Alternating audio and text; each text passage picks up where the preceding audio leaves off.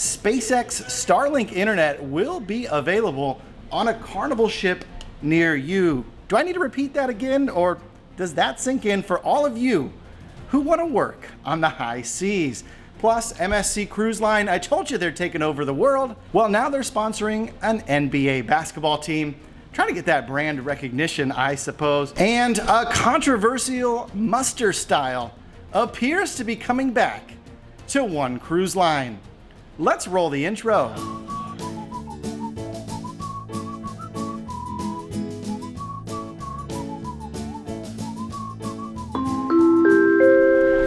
Hey, welcome to the Midships channel. I'm your Captain Corey, and thank you so much for stopping by the channel today. I'd like to welcome you into Mazatlan, Mexico, down here outside of the Red Frog Rum Pub on the Carnival Panorama. We are in Cabo tomorrow, and then it's a sea day before heading back to Long Beach, and I can't wait to get back to Florida. Man, the West Coast, it's fun to visit.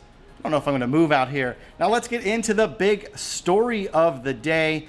That's coming out of Carnival Cruise Line, more specifically the Carnival Corporation. They've just announced that a fleet-wide rollout under the whole Carnival umbrella, which means not just Carnival Cruise Line, we're talking Princess, we're talking AIDA Cruises, we're talking Holland America.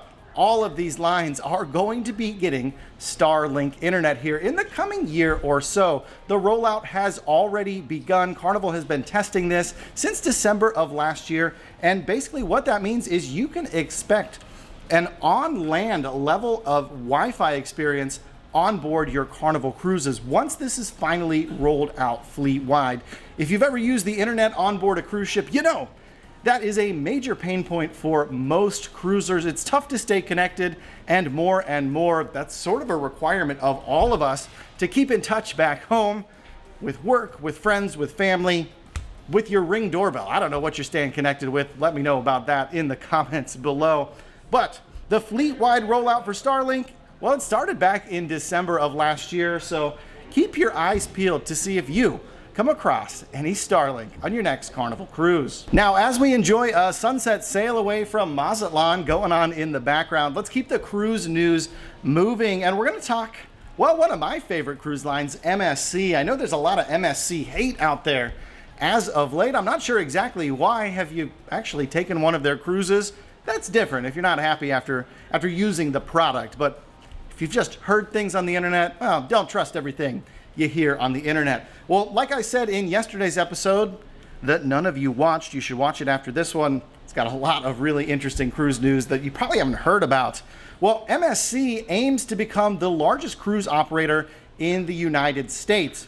And now they're partnering up with the New York Knicks basketball team to go ahead and continue in the coming years working towards their sustainability goals. And that's one of the things that I personally like about MSC a lot is, as cruise lines go, well, they seem to be walking what they're talking. A lot of cruise lines out there who may or may not need to be named will just shorten your cruise, drop cruise ports, not lower your price in an effort to be more green by using less fuel. Well, MSC is doing a lot more than that. Through their MSC Foundation at Ocean Key Marine Reserve, they are forwarding marine biological research. They're working on a super coral.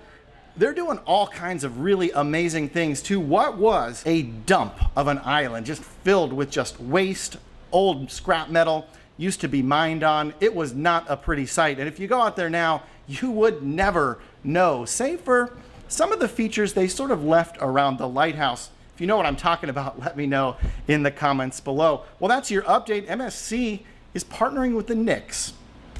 I don't know why. Now, there's been a lot of rumors going around online about a very unpopular part of your cruise coming back.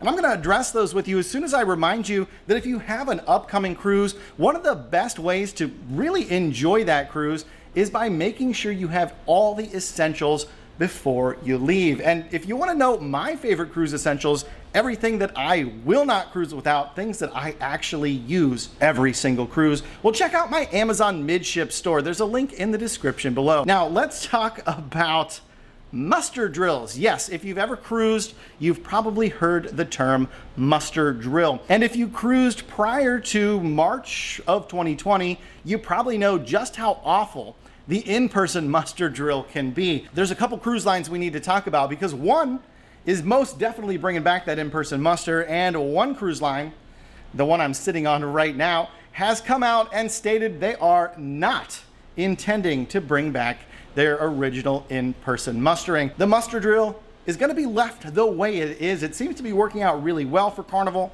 You board the ship, the crew are right there in the entryway, reminding you just go to your muster station and, you know, get your cruise on. It seems like they have pretty good luck with that.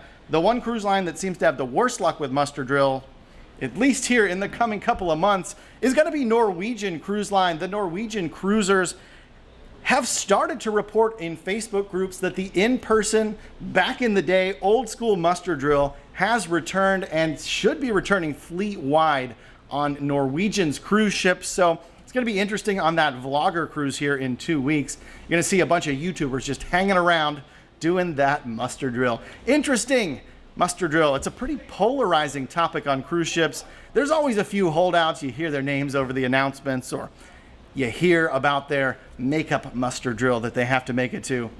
Just get it done and out of the way. If you made it this far into today's episode, well, thank you so very much. I'd like to invite you to subscribe to this channel and smash that thumbs up button here if you can't wait until your next cruise.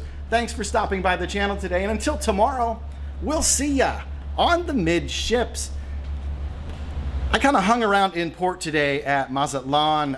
It's actually a really fun port. This was my first time here. I went around and did some shopping, did some al fresco dining, had a really good chicken fajita with some loaded nachos. Yeah, can't recommend that enough. If you're in ports, just go out, turn to the left. It's the open air area. You can't miss the little food stand. With that, the sun is setting. We're out in the Pacific Ocean. The wind is picking up, so you don't want to hear it on my microphone anymore. We're gonna call it a night. We'll see you tomorrow.